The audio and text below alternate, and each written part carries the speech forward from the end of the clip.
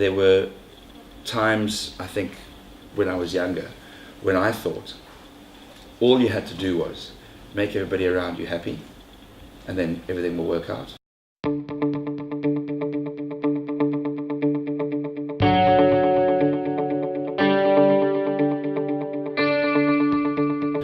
Here today with John Newton from Life Solutions, who has been working in environmental products and services for the last 10 years now. Water filtration, but also now is expanding into new environmentally friendly chemical solution products to help clean industrial commercial areas. Had a fantastic conversation about his journey as an entrepreneur. I am sure that you will enjoy this, so please stay tuned. John, thank you very much for your time. Well, I'm John Newton, as you know. I've been in China since I was 22, so it's 17 years now. Basically, for nearly the last decade, we've set up and run Life Solutions, which is a water filtration systems and services company, and built that up over the last 9 years across 20 cities in China. And then recently just started a different sustainable chemicals cleaning business called Spec Tank, and that's been going since June. So yeah, China's effectively my home now for the last decade and a half. That's pretty good. Okay, so you started this company when you were 30-ish. Just turning 30. 29, going on 30. I was lucky at the time in the sense that when Life Solutions was started in China, I had a business partner who had basically started the same brand and the business model in Hong Kong. So in a way, I had a mentor who could basically which is what I really needed, was to train me on sales. As you know, if an entrepreneur cannot sell, basically they don't have really a business. So a lot of basically built the business development and building those channels and those networking channels. He taught me, and there was an existing infrastructure from the Hong Kong office. Most people make a jump into something that they know, or Yes. at least they have a network so they can sell their new product into. But you went totally new in every way. Yeah. How did that go? At the start, like how did that go? Well, to answer your first question, why did I do it? I thought, we're going on to a decade now. I thought that at the time, very few people were working in the filtered water space in China. If you look at India, in terms of population size and also quality of accessible water, very similar terrain. And India's been doing it for 20, 30 years. And literally, if you watch cricket, every single advert that goes at you now in the IPL is water filtration. It's a very mature industry. China hadn't got there yet. So I thought, well, it's inevitable that it's going to happen here. And I was offered the opportunity to get involved in it. So that's why I did it. But in terms of how did it go, basically sit down. I've got a financial background, so like I told you, I had to learn how to do sales, but I didn't need to learn how to do budgeting. First year, basically I put down targets on where I needed to get to break even. Second year and third year, and I think in the first year we hit 10%. Second year we hit about 15 or 20%, and then sort of we got the curve sort of going up in year 3. So it was exceptionally stressful in the first 2 years, because we did kind of assume that we could naturally just transfer all existing Hong Kong clients from China into the mainland business. But people naturally were more hesitant just to jump on just because you have a name in Hong Kong. So it was very difficult, and it was very challenging. Okay. And I had to basically learn everything on my feet for those first 2 years. And I mean, so I know a lot of people in that phase. You're 30, 32 at this point. You're hitting 15% of your budget, which means you're not eating anything more than like $1 a day, right? Like you're living the bare minimum life to get through.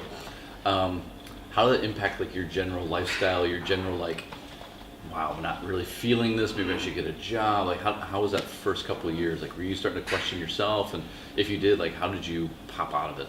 Well, I definitely questioned whether my decision was the right one, because as I said, I got to Shanghai when I was 26 and worked for a big retailer until I was about 29, nearly 30. And I had a nice apartment on the Bund, flights home, all the allowances. You know the good old days of expats in Shanghai. No, I don't know those. Okay. I was always an entrepreneur. and essentially, I gave that up, Yeah. and we sort of had an investment allowance that we were going to try and make last as long as possible. And when that's sort of running right down to zero, and essentially what I was doing was I would basically, instead of take a salary, I'd fund the business. There was rent to be paid and salaries to be paid. So there were times when I thought to myself, especially after year 2, that you've had a go. Maybe you should just make a few phone calls and update the CV, and try and pretty this experience up as much as you can, right, to make yourself marketable back in the, let's say, the career market. And it did impact lifestyle. Obviously, I cut down on travel, cut down on going home, cut down on many things, cut down on accommodation. Sure. Basically just scaled down.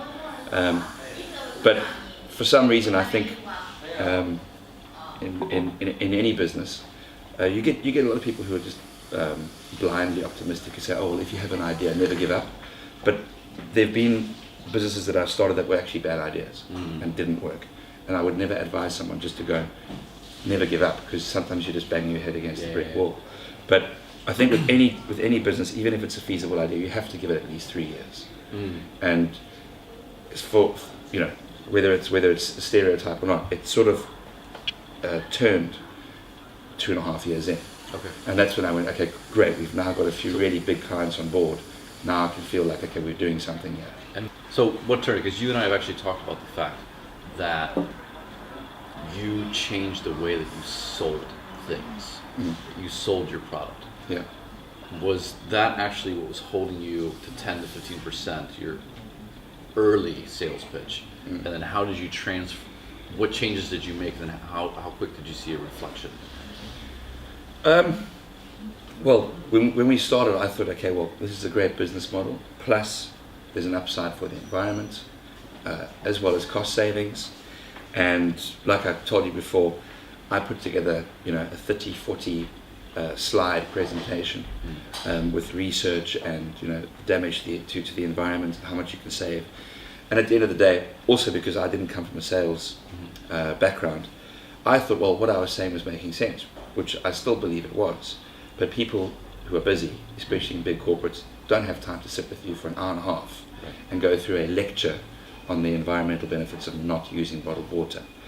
And then we basically just whittled that right down to, a five sort of slide deck with key points, visuals, and a presentation.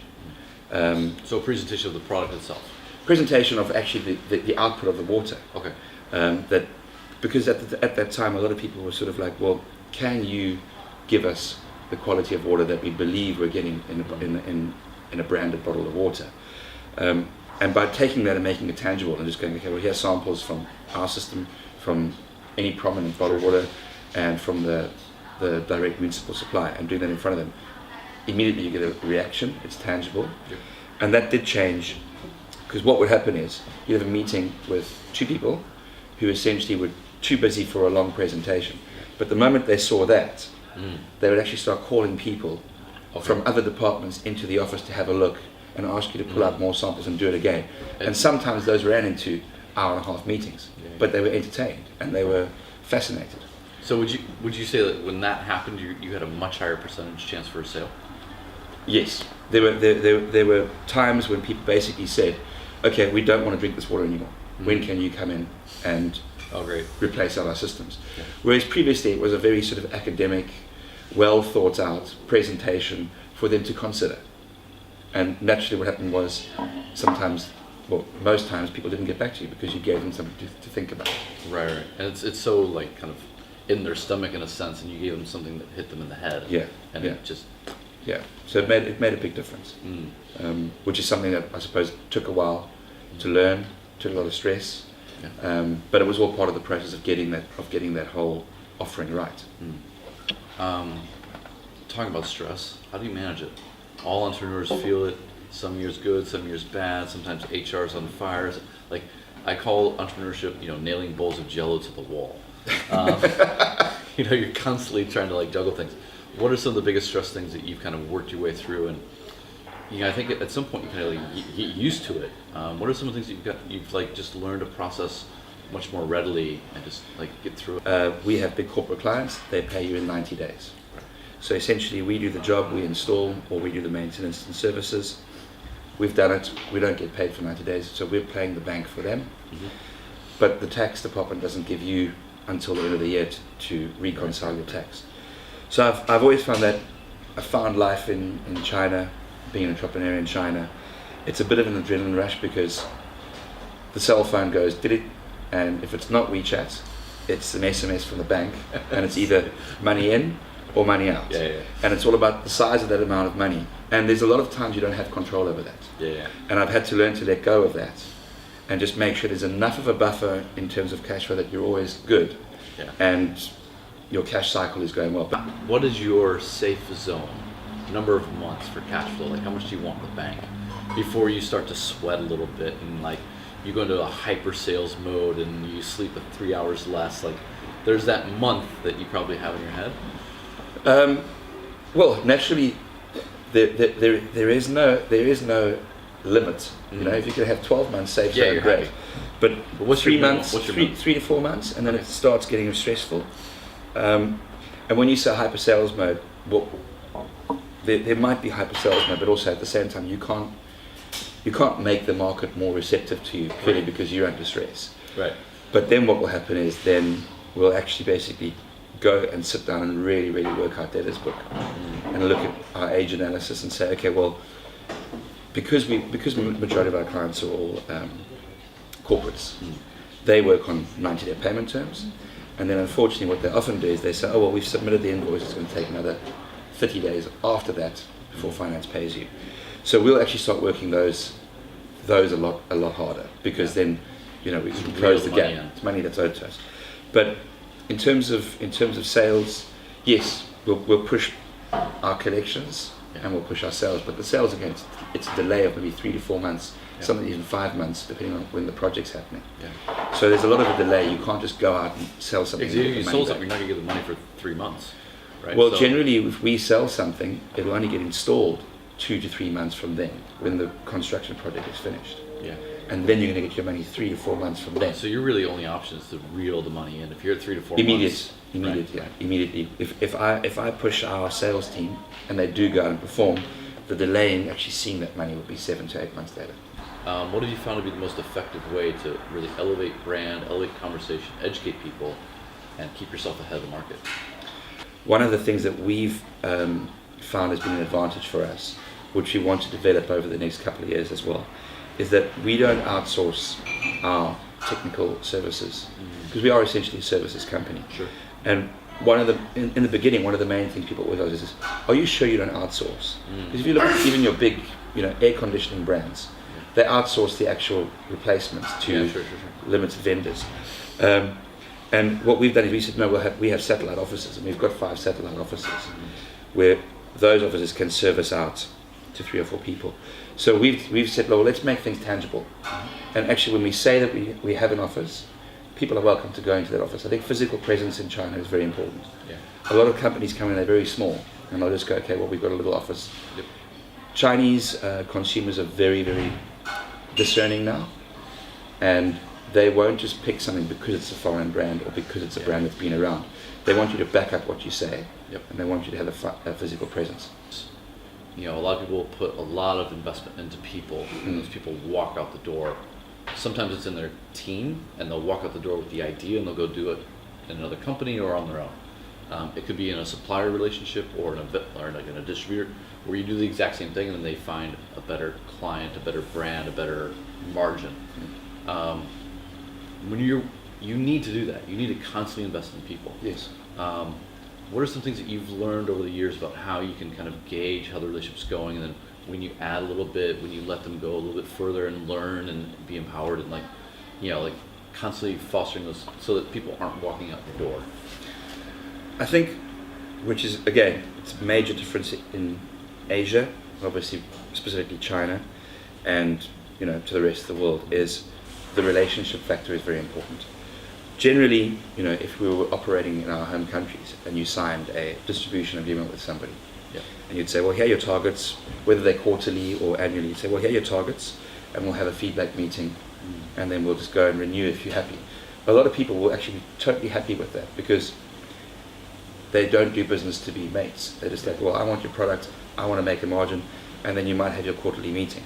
I find here, and I learned this quite quickly, is if you're doing business with people in China, the first thing is you should be in contact at least once a week. Even if it's just a phone call to say, hey, how are you doing? Has your wife gotten over the flu? It's all about building a closeness. Yeah. So while that contract exists and those targets exist, that is just a framework, the scaffolding for all the stuffing inside that relationship. And people want to be able to develop that trusting bond with you. So that's the first thing. And there were a few relationships, I think, which I had in the beginning, which could have actually been really good. But I did view them as, oh, well, there's a contract and we'll call each other once a quarter. What are a few things that you wish 30-year-old John knew, knowing what you know now, when he started, or when you started this journey?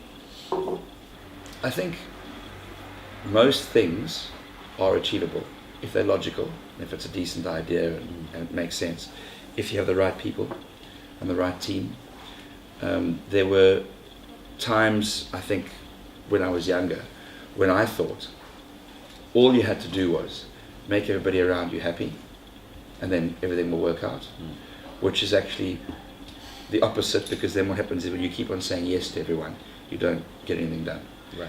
So I think what I learned was to have, let's say, nothing wrong with having lots of acquaintances, but then they're acquaintances, and have a smaller pool of really close people, allies, who support you, as opposed to trying to make everybody happy and diluting your time of everybody. Right. I think if I had known that earlier, I might have actually been able to break even much quicker than trying to be everything to everybody at some stage.